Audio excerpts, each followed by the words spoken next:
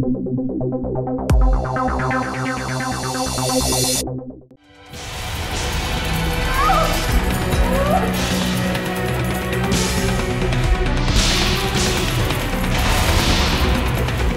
ছেড়ে দাও আমাদের।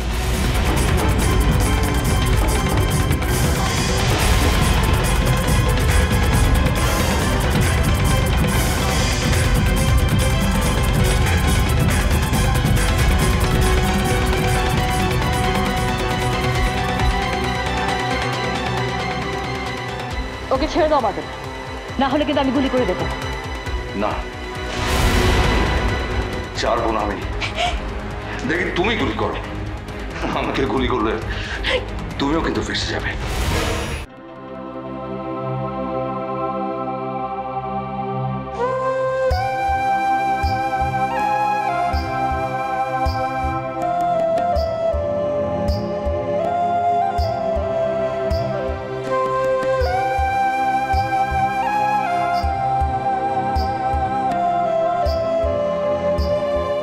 এখানে কি করতেছো? কিছু না, এমনি মাঝে মাঝে নিজেকে সময় দেওয়ার দরকার আছে, সেটাই করছি। আমার উপর রাগ করে আসো না? তুমি কি রাগ করার মতো কিছু করেছো? করছি। কি? তুমি জানো না? তোমার মুখ থেকে না হয় শুনলাম। দেখো নেহা, আমি একটা ফ্রড। আমি তোমাকে বলেছিলাম না, বরিশালে আমাদের লঞ্চের বিজনেস আছে, আমার বাবার অনেক অনেক টাকা, আমি পুরনো ঢাকায় বড় হয়েছি, সব মিথ্যে, সব। আসলে একটা প্রিটেন্ড করে চলা ছিল। অনেক ছোটবেলা আমার বাবা মারা যায়, তারপর বেঁচে থাকাটাই ছিল আমাদের জন্য ভীষণ কষ্টের, ভীষণ। তুমি জানো জীবনের সবচেয়ে বড় যুদ্ধের নাম কি? টিকে থাকার যুদ্ধ। জানি, তেলাপোকাও টিকে থাকে, আবার দেখা গিয়েছে ডাইনোসর টিকতে পারেনি। তুমি কিভাবে টিকে থাকতে চাও? ভালো বলেছ। আসলে আমার সেই বোধটাই ছিল না। আমার মনে হয়েছিল আমাকে বেঁচে থাকতে হবে, সে যেভাবেই হোক, ডাইনোসরের মতো হোক, তেলাপোকার মতো হোক, আমাকে বেঁচে থাকতে হবে। অবশ্য তেলাপোকার মতোই তো বেঁচেছিলাম।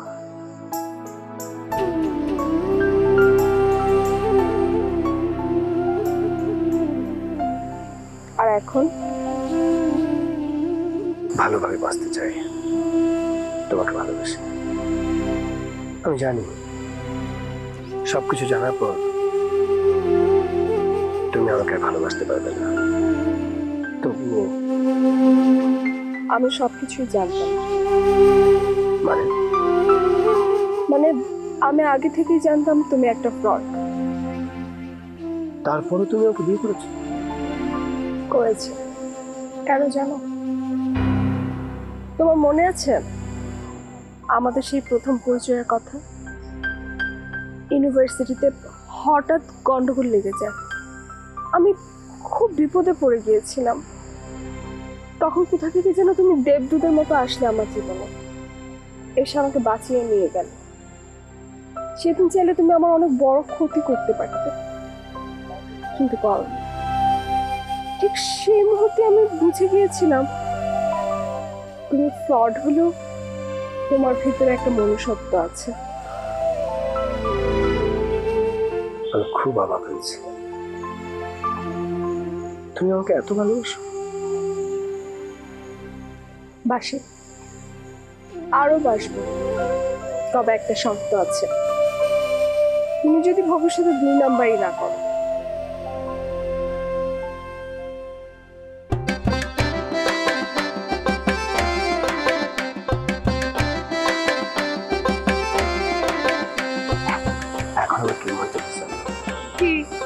লাগতেছে।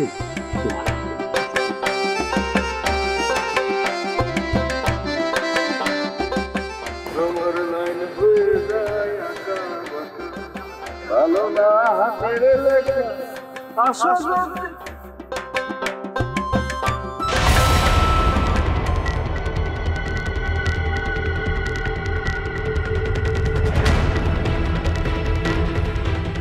আমি যা দেখি তুই কি সেটা কাটাকাট দেখিস? জি বস, আমিও কাটাকাটি দেখতেছি। একটা বডি পড়ে আছে না? জি বস। আমাদের কি কাছে এখন যাওয়া উচিত? না বস, কোনো জামাল হইতে পারে। অবশ্যই ঝামেলা হইতে পারে। চল চলেন কাটাকাটি দেখে যাবে। আমার মনে হয় যাওয়া উচিত। চল একটু খাটাকাট দেখি। জি বস, চলেন।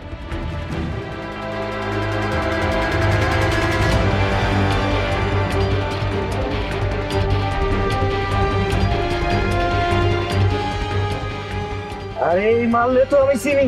বুঝছিলেন? হ্যাঁ চিনি। কেডা? আরে আমার বোনের হাজবেন্ড। কি দেখ তো পয়সা আছে নাকি? দেখ দেখ দেখ। আছে বস? তাহলে শোয়ে রাখছিস কেন? ওটা ওটা ওটা ওটা ওটা ওটা ধর ধর ধর ধর। মাল খাইলে শক্তি পাওয়া যায় না রে। ওঠা খাটাকাট ওঠা খাটাকাট ওঠা।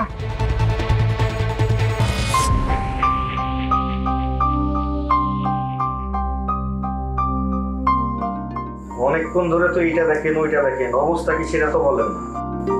আপনাদের টেনশন করার কোনো কারণ নেই, উনি ঠিক আছেন।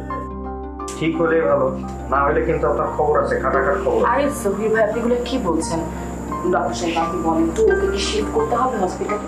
না না না, দরকার নেই। আমি কিছু ওষুধ লিখে দিচ্ছি, সেগুলো ঠিকভাবে খাওয়ান, দেখবেন উনি সুস্থ হয়ে উঠবেন। আপা আমি তাহলে ওষুধ নিয়ে আসি। হ্যাঁ আচ্ছা চলেন আসুন।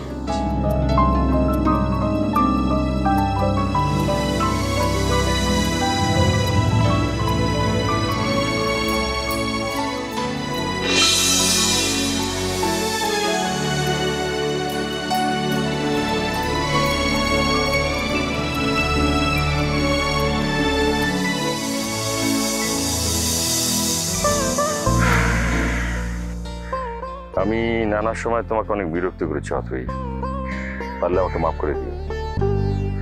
আমিও বিভিন্ন সময় আপনাকে বিভিন্ন কথা বলেছি, মনে কিছু রাখবেন না। না না, তুমি তো ঠিকই আছো, খারাপ কিছু তো বলনি। মানুষ হিসেবে আমি তো সুবিধের ছিলাম না। সেটা কিন্তু আমি জানি। একটা জিনিস জানো না? কি? আমি যে তোমাকে ভালোবাসি, এটা সত্যি। আপনি আবার শুরু করলেন? না অথই, আমি তোমাকে পাওয়ার আশায় আসলে এই কথাগুলো বলছি না। আমার সমস্ত জীবনে তো সবকিছু মিথ্যে। এই মিথ্যের মাঝে একটা সত্য বেঁচে আছে, সেটা হচ্ছে এটা, আমি তোমাকে ভালোবাসি।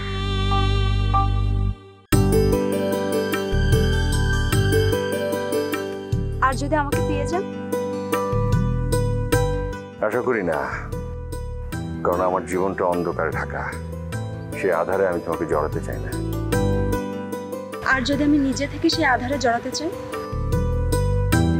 তাও দূরে থাকবো, তোমাকে বুঝাবো। আপনি দেখে আসলেই খুব খারাপ। ছিলাম, এখন থেকে ভালো হয়ে চলবো। লাইফে তো আমার একটাই বন্ধু, সাগর। সাগর আমার বন্ধু। সাগর যদি ভালো হয়ে চলে, আমি খারাপ থেকে কি লাভ বলো? বাহ, আপনার জন্য শুভ কামনা রইল। আপনার কথা শুনে খুব ভালো লাগলো। তুমি ভালো থেকো, দূর থেকে শুনলে আমারও ভালো লাগবে। আসি। আয় দাঁড়ান, ভালোবাসা ছাড়া মানুষ ভালো থাকে? আমি বুঝিনি। আপনি বোঝেননি? আমার জন্য এতদিন যে ভালোবাসা আপনি বুকের মধ্যে জমিয়ে রেখেছেন, সেগুলো আমি চাই আমার ভালো থাকার জন্য। আমি আসলে বুঝিনি। তুমি বোঝোনি তাই না? আমি তোমাকে বোঝাচ্ছি, দাঁড়াও দাঁড়াও। আমি বুঝিনি।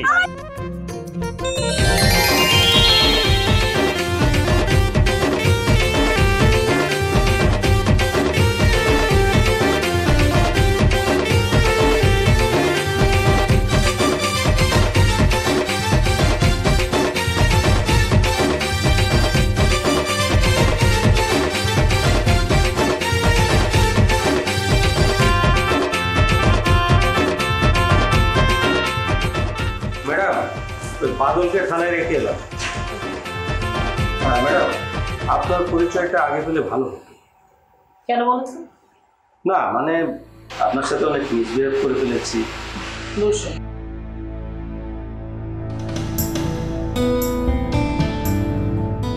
আপনি যা করেছেন তা প্রফেশনের খাতিরেই করেছেন। I like it. তারপরও আমার খারাপ লাগছে ম্যাডাম। বাদলের খবর কি? ও, ওর নামে তো ঢাকায় 18টা মামলা ম্যাডাম। আমি ওকে ঢাকায় পাঠিয়ে দিচ্ছি। বি কেয়ারফুল, ও কিন্তু খুব ডেঞ্জারাস ক্রিমিনাল। আপনি কিচ্ছু ভাববেন না ম্যাডাম, আমি নিজে স্কোয়াডের সাথে যাব। গুড। ম্যাডাম, কিছু মনে না করলে একটা প্রশ্ন করি। বলেন। আমি শুনেছি বাদলের সাথে নাকি আপনার পার্সোনাল ক্লাস ছিল। আপনি ঠিকই শুনেছেন, ও আমার ভাইকে খুন করেছিল। বলেন? হ্যাঁ, অবশ্য আমার ভাইও বিপদে চলে গিয়েছিল, আমাদের সাথে আর কোনো রিলেশন সে রাখেনি। আমি চেয়েছিলাম বাদলকে নিজের হাতে শাস্তি দিতে, বাট আইন নিজের হাতে তুলে নিতে চাইনি। আপনি ঠিকই করেছেন ম্যাডাম, দেখবেন আইনই ওকে কঠোর শাস্তি দেবে। I hope so.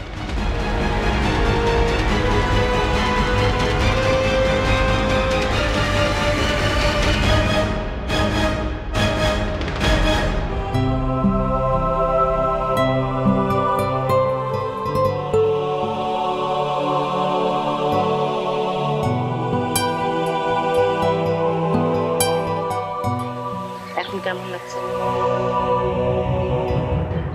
ভালো। আমি তোমাকে কিছু বলতে চাই। বলো। তুমি অন্যভাবে নেবে না তো? ঠিক আছে, নেবো না। আমার মনে হয় আমার তোমার সাথে থাকা ঠিক হচ্ছে না।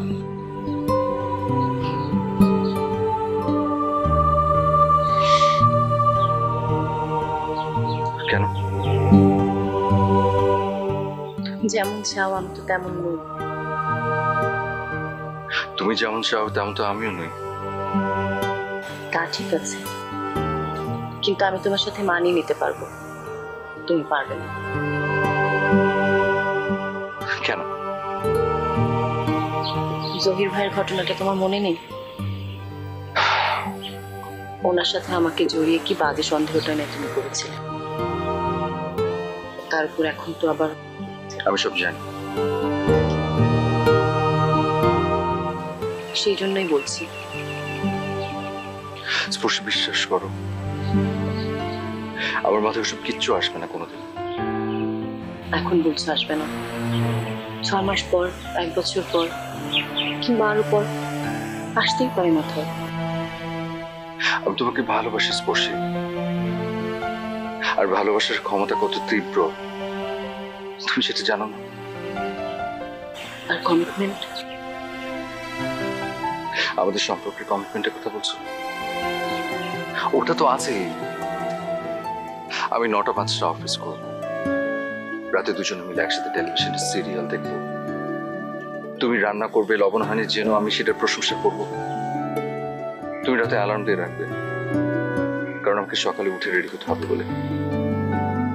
এসবই তো কমিটমেন্ট, তাই না? কিন্তু এই লাইফের বাইরেও যে আরেকটা লাইফ আছে, সেটা কিন্তু আমরা দুজনে উপলব্ধি করেছি। বেঁচে থাকার যে স্বাধীনতা, সেটা আমি প্রতিটা মুহূর্তে উপলব্ধি করেছি বন্দী থাকা অবস্থায়। প্রতিটা ক্ষণ মনে হয়েছে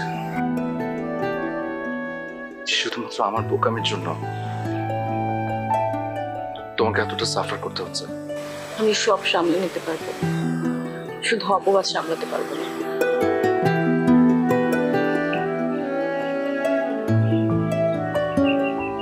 একটাবার কি সুযোগ দেবে?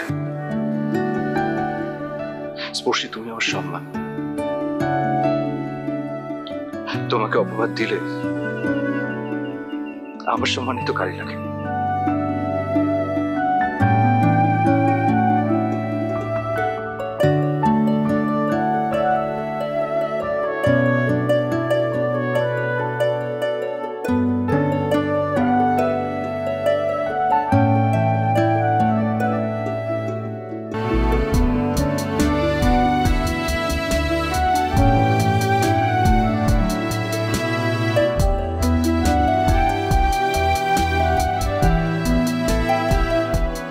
চলো হাঁটি,